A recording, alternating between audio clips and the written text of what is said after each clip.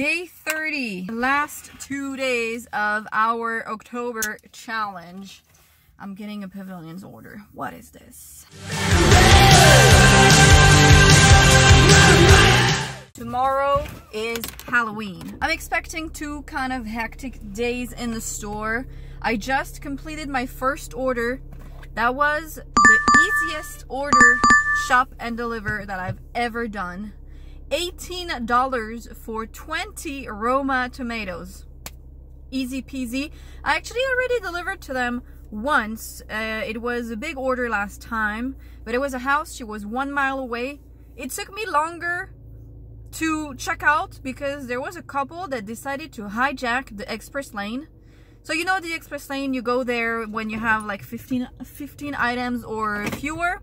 Well, they had like, the dude in front of me actually counted and they had 45 items. Oh well, what's done is done. It is what it is.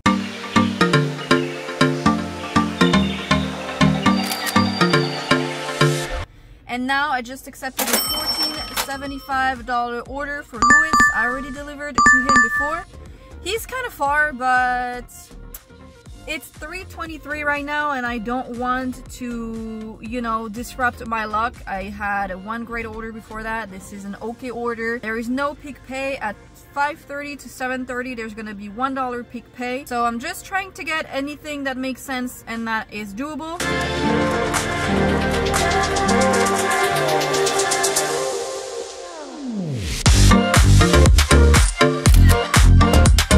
Okay, third order of the day. Too many things in front of me.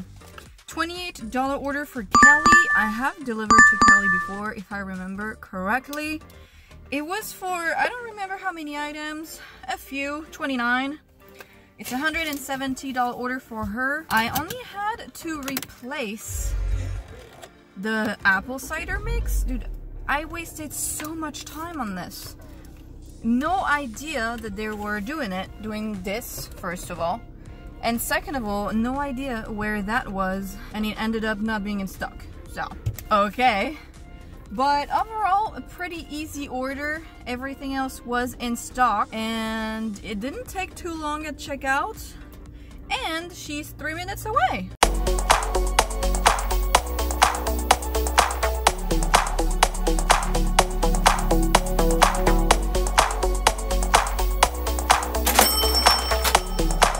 That is done, and on the way here I got a $28 order on UberEATS for Pavilions. It's like an extra large order, 71 items. It's a lot of produce, that's the thing. There are 2 packs of water. We should be okay. It's just the packs of water are big, but the rest is like cream cheese, feta cheese, tortillas, you know. And $28, we all know that it's territory for hidden tips. So I'm 3 minutes away from the store. Let's go. Okay, we are done with this UberEATS delivery. It wasn't that bad, to be honest. It was 71 items, but everything was, there was only 4 items that were out of stock, right? On 71, which is pretty good. And so she was not answering, but I feel like lately a lot of messages hasn't been like even sending on the app, so I'm not sure, but she was not answering, so I called her. She answered. She approved 3 replacements. For the 4th one, there just was not a replacement. She wanted like pre-made crepe. There was none, and she was pretty nice. She was like, oh, don't worry, just whatever, because the 2 packs of water were out of stock for the Crystal Geyser, whatever. She was like, oh, whatever brand, and you know, she was pretty cool. Checkout was a breeze. In the car, everything was just like, honestly, everything went smooth. I really can't complain about this order. I hope there is a big hidden tip. It was a $253 order. She said to leave it at the front gate. Basically, there was like a door, and then the front door was just behind it, so I guess she didn't want to open the door. Whatever, it was easier for me. And on the way to the UberEATS customer, I accepted a $20.50 order on Doordash, so I'm trying to hurry up. It's gonna be like 15 minutes already since I accepted the order. It's $20 for 2.5 miles, I guess, but it's gonna be a little bit more because I went to deliver to the Uber Eats customer first. But it's an apartment, but she said that she would come and pick up the food at the front door. And it's nothing too crazy for Ashley. I don't think I've ever delivered to Ashley. That's the thing. I haven't been to Smart and Final.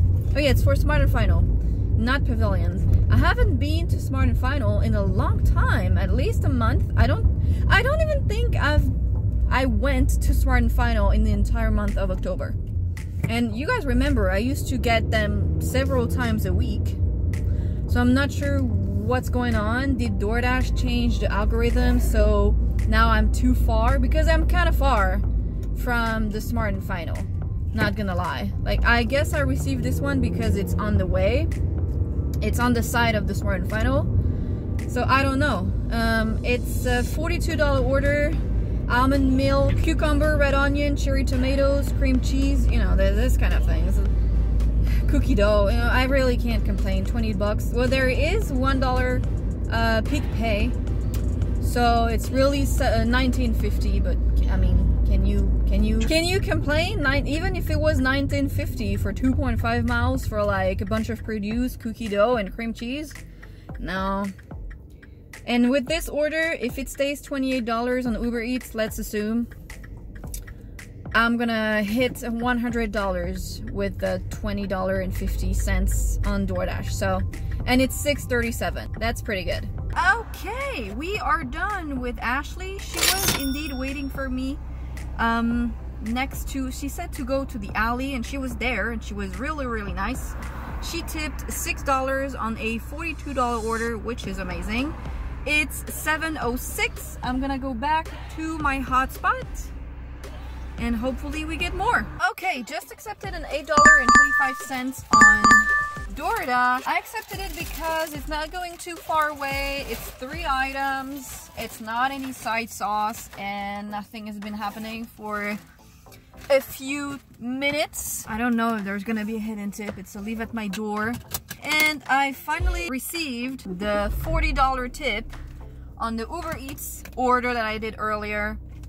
And that's why DoorDash needs to change their tipping system. Like, the recommended tip needs to change for that very reason. Well, that was, I'm pretty sure that was not a percentage tip. But for big shop and deliver like this, I'm sorry, but we need percentage tip. We can't be doing $250 tip anymore. Like, it's inappropriate, you know.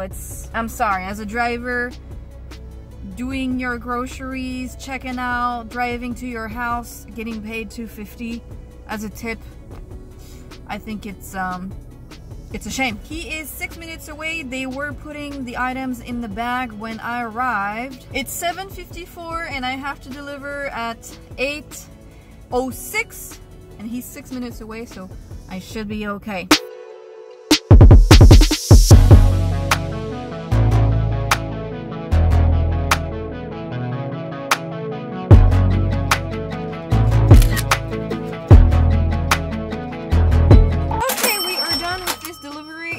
Too complicated, just he didn't give any gate code or unit number. I thought it was a house. It's not. It's actually a building. And I sent him a message. I called him. He was not answering, and I was like, okay.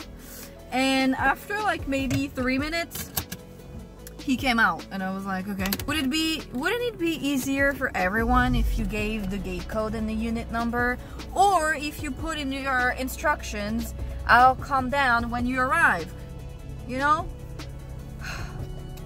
But anyway, he tipped $5.50. The order ended up being $9.75, so it's pretty good in my opinion. It's 8:04. Every time around 8, it really slows down. So we'll see. Probably gonna stay until 8:30, and if nothing happens, I'll go back home. Well, it's 8:42. I just arrived home. I decided to go home early.